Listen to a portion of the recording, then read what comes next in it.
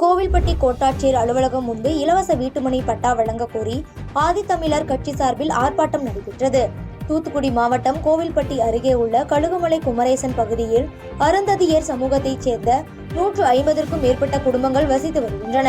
இப்பகுதியில் வசிக்கும் மக்களுக்கு நீண்ட நாட்களாக வீடுகள் இல்லாமல் வாடகை வீட்டில் வசித்து வருவதாகவும், இது தொடர்பாக இவர்களுக்கு வீடுகள் கட்டிக்கொள்ள இலவச வீட்டுமனை பட்டா வழங்க கோரி பலமுறை மாவட்ட ஆட்சியரிடம் மனு அளித்துள்ளனர். இந்நிலையில் இது தொடர்பாக எந்தவித நடவடிக்கையும் எடுக்கப்படவில்லை என்று கோவில்பட்டி கோட்டாட்சியர் அலுவலகம் முன்பாக ஆதித்தமிழர் கட்சி மாவட்ட செயலாளர் நம்பிராஜ் பாண்டியன் தலைமையில் 100க்கும் மேற்பட்டோர் தங்களுக்கு இலவச வீட்டுமனை பட்டா வழங்க கோரி கோஷங்களை எழுப்பி ஆர்ப்பாட்டத்தில் ஈடுபட்டனர்.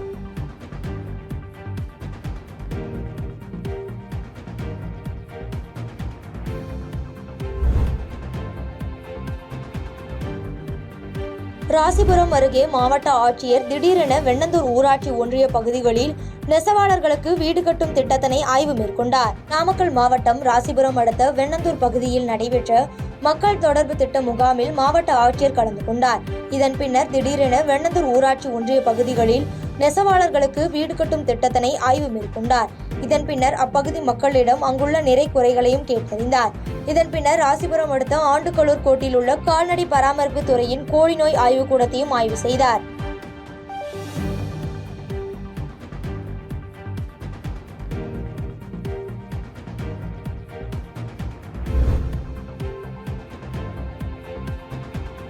விருத்தாச்சலம் அருகே பலத்த போலீஸ் பாதுகாப்புடன் விநாயகர் சிலை ஊர்வலம் நடைபெற்றது. கடலூர் மாவட்டம் மங்களம்பேட்டை மற்றும் அதன் சுற்றுவட்டார பகுதிகளில் இருந்து விநாயகர் சதுர்த்தியை முன்னிட்டு மேளதாளத்துடன் விநாயகர் சிலைகள் புறப்பட்டது. இதனைத் தொடர்ந்து நகரத்தின் முக்கிய வீதிகள் வழியாக உலா வந்து வங்கக்கடலில் விஜர்சனம் செய்வதற்காக சென்றது. மேலும் மங்களம்பேட்டையில் அமைந்துள்ள மசூதி வழியாக ஊர்வலம் சென்றதால் எவ்வித அசம்பாவிதம் நடைபெறாமல் இருப்பதற்காக கடலூர் மாவட்ட காவல் கண்காணிப்பாளர் ராஜாராம் தலைமையில் 4 டிஎஸ்பிகள் உட்பட 475 போலீசார் பாதுகாப்பு பணியில் ஈடுபட்டனர்.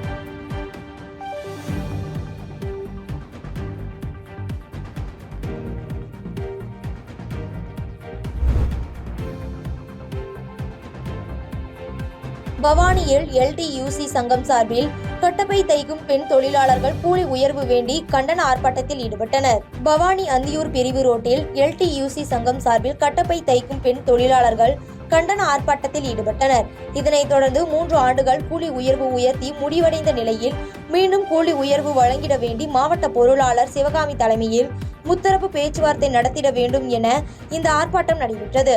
இதில் பொதுச் செயலாளர், மாநில செயலாளர் உட்பட பலர் கலந்து கொண்டு கூலி உயர்வு வழங்கிட கோரி கண்டன கோஷத்தில் ஈடுபட்டனர்.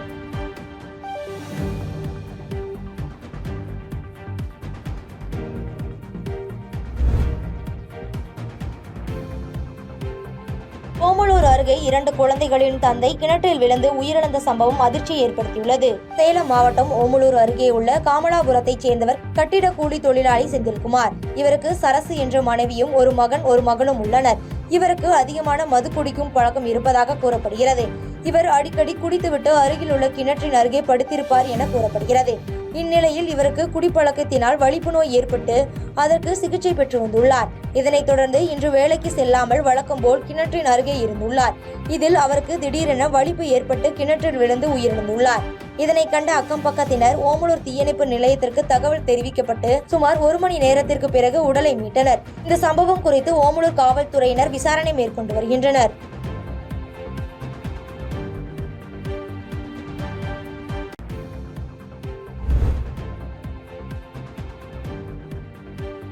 பல்லடம் அருகே விவசாய தோட்டத்தில் புகுந்து நாய்கள் கடித்து குதறியதில் 6 மாத கன்றுக்குட்டி பரிதாபமாக உயிரிழந்த சம்பவம் சோகத்தை ஏற்படுத்தியுள்ளது. திருப்பூர் மாவட்டம் பல்லடத்தை அடுத்த அவினாசிபாளையம் ராமம்பாளையத்தை சேர்ந்தவர் யுவராஜ். இவர் விவசாயம் செய்தும் தோட்டத்தில் கால்நடைகளை வளர்த்தும் வருகிறார். இந்நிலையில் இன்று காலை இவரது தோட்டத்திற்குள் புகுந்த 5 நாய்கள் கடித்து குதறியதில் 6 மாத கன்றுக்குட்டி பரிதாபமாக இறந்தது. மாவட்டத்தின் பல்வேறு பகுதிகளில் நாய்கள் கடித்து கால்நடைகள் உயிரிழக்கும் சம்பவம் அடிக்கடி நடைபெறும் என்று விவசாயிகள் குற்றம் சாட்டியுள்ளனர்.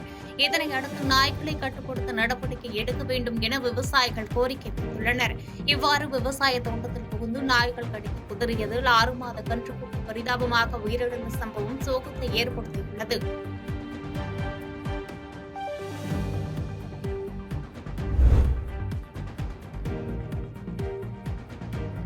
தேனி மாவட்டம் வீரபாண்டி பேரூராட்சிக்குட்பட்ட வயல்பட்டி கிராமத்தில் மாவட்ட ஆட்சித்தலைவர் சஜீவனா தலைமையில் மக்கள் தொடர்பு முகாம் நிகழ்ச்சி நடைபெற்றது. இந்நிகழ்ச்சியில் பல்வேறு துறைகளின் கீழ் 317 பயனாளிகளுக்கு 3,35,00,000 ரூபாய் மதிப்பீட்டில் நலத்திட்ட உதவிகளை தேனி மாவட்ட ஆட்சியர் வழங்கினார். இந்நிகழ்ச்சியில் வருவாய்த்துறை அலுவலர்கள், துறை சார்ந்த அலுவலர்கள் கலந்து கொண்டு மக்களின் கோரிக்கைகளை கேட்டறிந்தனர். பட்டா மாறுதல், அரசு உதவித்தொகை, குடும்ப அட்டை உள்ளிட்ட பல்வேறு கோரிக்கைகள் பரிசீலிக்கப்படும் என அறிவிக்கப்பட்டு நடத்தப்பட்ட இம்முகாமில் கலந்து கொண்ட பொதுமக்களுக்கு ஒப்புகை சீட்டு வழங்கப்பட்டு இருக்கைகள் ஒதுக்கீடு செய்யப்பட்டன. இந்த நிலையில் முகாமில் கலந்து கொண்டவர்கள் தங்களது கோரிக்கை மனுக்களை மாவட்ட ஆட்சியரிடம் வழங்க முந்தியடித்துக் கொண்டு சென்றதால் பரபரப்பு ஏற்பட்டது. இதையடுத்து பொதுமக்களை தடுத்து நிறுத்திய அலுவலர்கள் நிகழ்ச்சி முடிந்த பிறகு மாவட்ட ஆட்சியர் மனுக்களை பெறுவார் என தெரிவித்தனர். இந்நிலையில் நிகழ்ச்சி முடிவதற்கு தாமதமாக்கியதால் விரக்தியடைந்த மக்கள் அரசு அலுவலர்களிடம் கோரிக்கை மனுக்களை கொடுத்து சென்றது பரபரப்பை ஏற்படுத்தியது.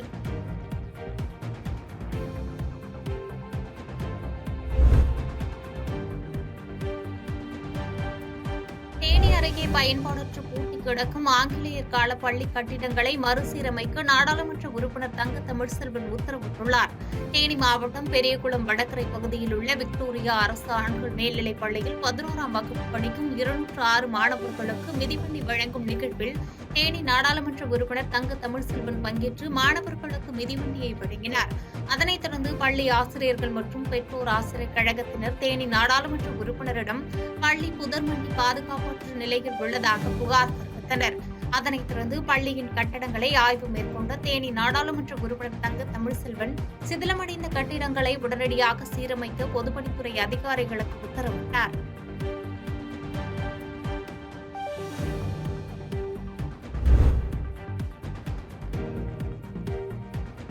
சேலம் அருகே கிராமப்புற மாணவர்களுக்கு உயர்கல்வி பயில்வதற்கான கல்விக்கடன் வழங்கும் முகாம் நடைபெற்றது. சேலம் மாவட்ட நிர்வாகத்தின் சார்பில் ஓமலூர் அடுத்த பூசாரிப்பட்டி கிராமத்தில் அமைந்துள்ள தனியார் கல்லூரியில் ஏழை எளிய மாணவர்கள் உயர்கல்வி பயில்வதற்கான கல்விக்கடன் வழங்கும் முகாம் நடைபெற்றது. பாரத ஸ்டேட் வங்கி, இந்தியன் மற்றும் இந்தியன் ஓவர்சீஸ் உள்ளிட்ட வங்கிகள் சார்பில் மாணவர்களுக்கு கல்விக்கடன் வழங்க ஏற்பாடுகள் செய்யப்பட்டது. இந்த கல்விக்கடன் வழங்கும் நிகழ்ச்சியில் வழங்கப்பட்ட மனுக்களை பரிசீலனை செய்த அதிகாரிகள் 10 மாணவர்களுக்கு தலா 5 லட்சம் ரூபாய் வீதம் 50 லட்சம் ரூபாயினை கடனாக வழங்க உத்தரவாதம் அளித்தனர். மேலும் இம்முகாமில் பொறியியல், மருத்துவம், பட்ட படிப்புகள் உள்ளிட்ட துறைகளை மாணவர்கள் கல்விக்கடன் கேட்டு விண்ணப்பித்தனர். இம்முகாமில் சேலம் மட்டுமின்றி பல்வேறு மாவட்டங்களைச் சேர்ந்த மாணவர்கள் பங்கேற்று பயன்பெற்றனர்.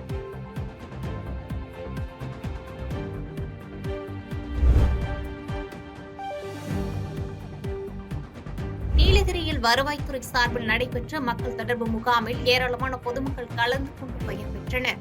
தமிழகம் முழுவதும் மாதந்தோறும் முதலமைச்சர் மு க ஸ்டாலின் உத்தரவின்படி மக்கள் தொடர்பு முகாம் நடைபெற்று வருகிறது. அதன்படி நீலகிரி மாவட்டம் குன்னூர் வருவாய் கோட்டத்திற்கு உட்பட்ட மேலூர் பகுதியில் மாவட்ட ஆட்சித்தலைவர் லட்சுமி பவ்யா தண்ணீர் தலைமையில் மக்கள் தொடர்பு முகாம் நடைபெற்றது. இந்நிகழ்ச்சியில் விவசாயிகள் பயன்பெறும் வகையில் இயந்திரங்கள் மற்றும் விவசாயத்திற்கு தேவையான உபகரணங்கள் வழங்கப்பட்டது. மேலும் கர்ப்பிணி பெண்களுக்கான மருந்து பெட்டகம் மற்றும் 57,58,826 ரூபாய் மதிப்பீட்டில் நலத்திட்ட உதவிகள் வழங்கப்பட்டது. பாதகம் செய்பவரை கண்டால் நாம் பயங்கொள்ளலாகாது பாப்பா, மோதி மிதித்து விடு பாப்பா, அவர் முகத்தில் உமிழ்ந்து விடு பாப்பா. அண்மை செய்திகளை உடனுக்குடன் தெரிந்து கொள்ள இணைந்திருங்கள் எம் நாடு தொலைக்காட்சியுடன்.